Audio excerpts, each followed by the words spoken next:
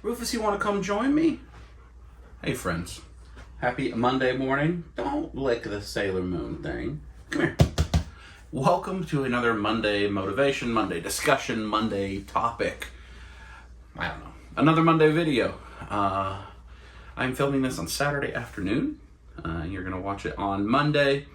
And I thought I'd do another thematic topic, question of the week type of thing, something to think about. Very toy related this time. And the question is, do you play with your toys? Do you play with your toys? And the reason that I thought about asking this question, and we've certainly talked about it through the year, but is I built my first Gundam kit on Thursday night, just 2 days ago. I picked it up. You'll see this in upcoming Life with the Dubs. I think probably on Sundays, whenever the Rangers Stop and Father's Day episode is. I end up running around with David and Andrew, and we go to the Gundam store. We look at Gundam all the places because they're very much into Gundam. And I've never built one. Now, Kaya, she's built me, I'm looking right here, Starscream, Optimus Prime, Hot Rod, Storm Shadow, Snake Eyes, the 2 bikes. Those are all model kits that I think are all Flame. I think all of those are Flame toys that she has built me and done some weathering to and what have you. But I've never built one for myself. And Target had Gundam Aerial for $15, and then you get the red card discount, so under $15, low cost. And we went to a few Targets in this video. You'll see all this coming up. And Natalie grew up with Gundam, so her big thing she grew up watching were Sailor Moon, Dragon Ball, and Gundam. And I think that's probably Toonami, Cartoon Network blocking, whatever it was, back to back to back. So she likes Gundam, but I've never watched it, never experienced it, never done anything with it. Certainly love looking at it. You see in the MomoCon videos, we always take time to look at people's Gundam that they build and appreciate it. But I never built one, and I was not aware that that was a model from a relatively new anime that debuted last year that only has like 1 season out, which is called The Witch from Mercury. And so we started watching that together. It seems to be pretty family friendly so far. And there's a girl that's the lead, and so it's good for Kaya to see. And so we started watching that, enjoying it, and then I built that kit, and I tell you, I enjoyed it. Just like I enjoyed painting Mythic Legions, so still going to do plenty of that. I enjoyed it. Now the only thing I think I didn't like were they have stickers, and I'm building small, high grade 1/144th scale. Now that's a huge robot scale, right? So I mean it's right like 4 inches, and the stickers are tiny. So Natalie put those on me, but all the rest I did. I cut it out. I did it all myself, and I enjoyed it. And I actually feel quite accomplished, silly enough, at the thing that I got at the end of it. And I think about it and I go, it took me about 4 hours. I got 4 hours of enjoyment for $15. I like the thing that I finished with, and it's not a huge Lego set that I don't know where to put. So you kind of get the experience of building with Legos. You could get the kind of the customizing because you're cutting and seeing the way things work. I enjoyed seeing the way the joints worked and the engineering behind that. But then you actually get a figure at the end. And I felt like I was playing with toys. And it was fun. And I've actually picked up a couple more since then because they're so low cost. Every one I've bought is under the price of even the old price of Marvel Legends. You know, they're low cost. They're in the teens. And I haven't built them, but I will.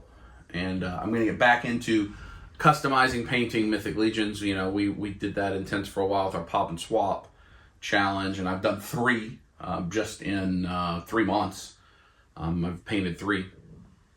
So I'm happy with that. You know, the big thing is it takes up space, and you need a workspace, and you know, as much space as I have in this house dedicated to different hobby things, like we always end up winding up with not enough space for things. And I actually think I want to do it in this room, surrounded by, you know, the collection, where I can have a table here and leave it out. And I also want to get more into toy photography. I've still got the sewer playset, or the sewer hangout area that I got at Joe Fest sitting on the kitchen table. I've got some things that you'll see in upcoming videos I want to take pictures of that with. It just sits on the kitchen table instead of somewhere else. I need to do a little better about having that sit somewhere else where I can work on it, come back to it, come and go. But I really think this year, between trying to do better about taking pictures, painting, taking things apart, learning how they work, and then now Gundam, that I'm going to start playing with my figures more. And it's fulfilling. When I was talking to some of my buddies, and I said, you get this, you pay $15 and you get a whole afternoon and you don't spend any more money. And if you get a few of those, it could be a whole weekend. You don't have to spend any money, when you may get a pizza or whatever. And that's it. Whereas, the continual push to buy more and buy more and buy more. And like I've been talking about on these videos, we've, a lot of us watching this have spent a fair amount of money leading up to Comic-Con. I've just this week very successfully pre-ordered the NECA Kino and the NECA Alf from Comic-Con and the NECA 4-pack from Turtles 3. Shout out to NECA, they did great. It was really easy. In fact, the Kino and the Turtle 3 Turtles on yesterday, were up for like 2 hours. So not, certainly if you didn't have the funds at the time, or maybe you're in a work environment where you just absolutely cannot get a break from work at noontime, maybe you can't get that pre-ordered. But if you had availability and you had a way to pay, it was there.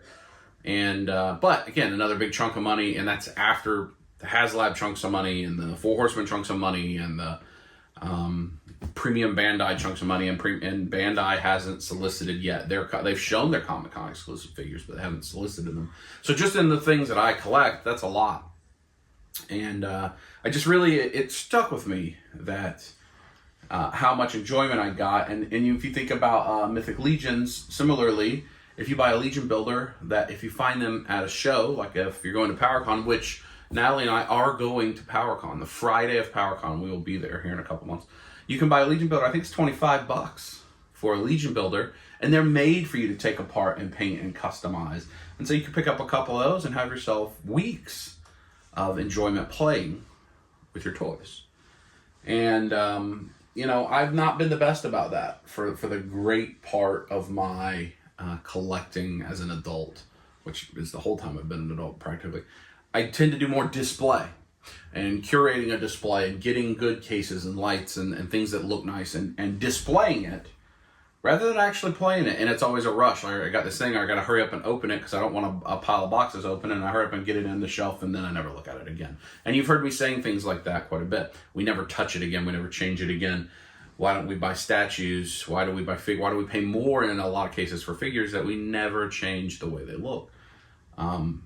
But in this regard, when you're buying them and you build them and you paint them and you take them apart and all that, you get a lot more value out of your money, and it doesn't make the price point hurt so much. And I am not an artistic person, because my excuse has always kind of been, well, I don't paint, I don't draw, I've never done any of that stuff. I've never been good at it. I've never really been interested in it. It's never a thing that spoke to me. So I just never done any of these kinds of things, growing up, and, just the creative side of the brain from the artistic perspective, I just don't have. But doing it this way, I just seem to find it enjoyable and relaxing, and also interesting, learning how things work, which is much more the part of my brain. It was so fascinating to me when I built the upper torso of that Gundam, and to see how it's going to work and how the joints are going to, and how the neck's going to work and all that. It was fascinating. It was just interesting to do. So that's my question of the day. Do you play with your toys? What does that mean to you? Do you display? Do you use effects? Do you, some people play with the way they display. They set up battle scenes that they change out. And I used to try to do that. And it seems like every time I've tried to play with my toys, when it was display driven, like a figure of the month shelf or a Ready Player One shelf, I get it right once and then I still don't change it for like a year. Because it's changing a display, just isn't a lot of fun. I don't know anybody that thinks it's fun. When you've got it set up nice and you got to take them all down and things fall and you got to go find the accessories and set it back up, it always feels like a lot of work. But when you aren't doing it in a display, when you're doing it because it's on a table in front of you, it's a lot more fun. I have the Fei Long and the Ryu Street Fighter figures. I've kept them on my desk because I keep just picking them up while I'm on a meeting and just fiddling with them and seeing if I can do this or that. And as soon as I put them on a display, which will happen eventually, I'll probably never pick them up again. Or very rarely. So that's my thought is, when we were kids, we played this stuff. Very few of us were just taking our in-package things and displaying them or opening them and putting them on a shelf, right? We had a toy box full of stuff, and we took parts from this person, gave it to that person. We did all kind of interchangeable stuff, and that's how we played. And so much of us are trying to get back to that nostalgic place where we are playing again as a kid, where we are a kid again. And so why don't we play? If we're trying to get back to where we were a kid again and those innocent feelings and the way it makes me feel when I hold this or that, we should play too. You should play too. I tell you, I've found it very relaxing. Any of these things I'm talking about, setting up a photo, building the Gundam, customizing the Mythic Legion, painting, pop and swap. I turn on a podcast I enjoy, or a video I enjoy, or a book on tape, or whatever. Something that I can just listen to or vaguely, quickly look at. And I just relax for a couple hours. And at my age, that's an important thing I need to do. So I kind of almost find it therapeutic, playing with my toys, which, that's probably what we did as kids too. It was a version of our therapeutic thing. We got in trouble, we go play, we get upset about something, we go play with our toys, right? We use it as a release. So I'm asking you, do you play with your toys? And if so, how? What are the ways you like to play with your toys? I'd be interested to read it in the comments. I hope you're having a good week. We will have a Wednesday video actually with Ricky. We're going to pick some stuff up. And then I think it is Sunday that it will be Ranger Stop and Father's Day. I think that's what's coming up this week on the channel. And we will be at PowerCon, just Natalie and I, in August, like second Friday in August is when it is, I believe. And we will be there with some friends who I don't know if they've announced yet that they're coming, so I don't want to spill their beans, but we are going to visit some friends and go with them.